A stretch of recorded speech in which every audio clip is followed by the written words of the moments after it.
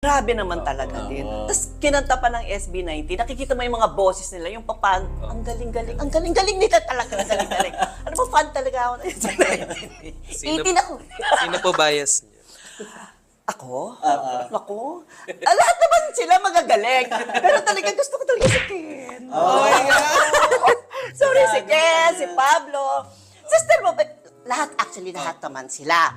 Kaya lang, iba kasi yung boses ni Ken.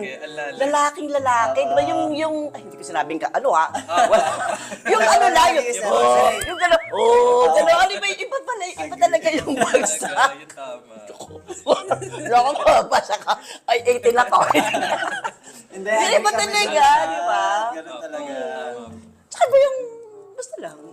Tsaka ang pinakamaganda sa kanya, pag kumanta siya, di ba, analim nga ng boss niya, pero pag kumanta siya ng R&B, ang swabe ng boses. Di ba? Ang swabe.